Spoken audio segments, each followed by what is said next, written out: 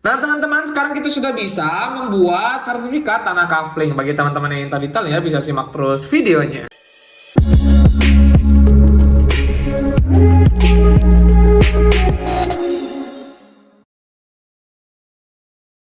Halo teman-teman, kembali lagi bersama saya di Menjadi Bisa. Pada kesempatan kali ini, saya akan bagikan informasi terkait dengan cara bikin sertifikat tanah kapling, teman-teman.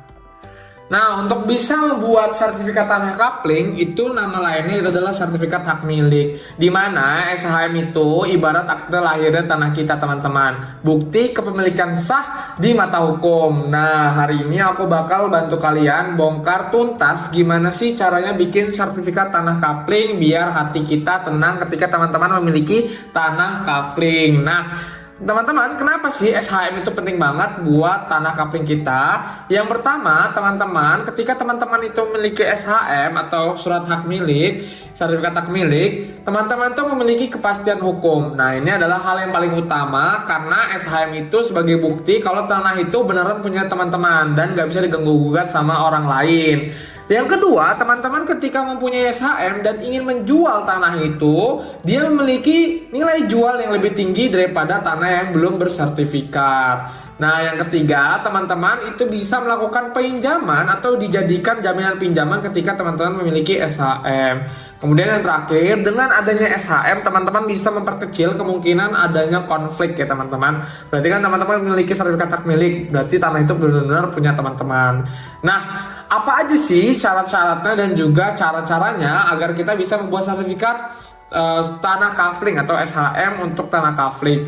Yang pertama, untuk dokumen, teman-teman itu harus memiliki akte jual beli atau AJB induk, di mana teman-teman itu membeli tanah kafling itu dari developer, itu harus ada. Kemudian teman-teman itu harus mempunyai surat keterangan riwayat tanah dari kelurahan ataupun desa. Ini buat nunjukin asal usul tanahnya teman-teman. Yang ketiga, teman-teman juga harus membawa yang namanya surat keterangan tidak ada sengketa dari kelurahan ataupun desa biar nantinya tidak ada permasalahan. Yang selanjutnya, teman-teman juga bisa membawa fotokopi KTP dan juga kartu keluarga dari teman-teman yang menjadi pemohon. Nah, nanti di situ sebagai identitas teman-teman. Kemudian selanjutnya teman-teman juga harus membawa yang namanya sertifikat PBB atau surat PBB ya. Contohnya seperti ini juga harus dibawa, surat pemberitahuan pajak ini juga harus dibawa. Yang kemudian teman-teman juga harus membawa yang namanya surat keterangan tanah bebas sengketa juga dari BPN. Dan yang terakhir, kalau misalkan teman-teman itu menguasakan atau mewakilkan lah istilahnya perwalian itu ke orang lain, teman-teman juga harus membawa surat kuasa.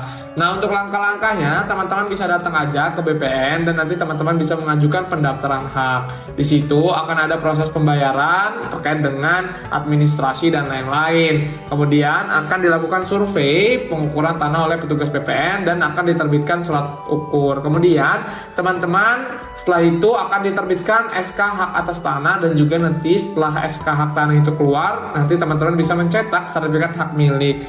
Nah, seperti itu ya teman-teman cara membuat sertifikat tanah kafling. Terima kasih, sampai jumpa di video lain kali. Dadah.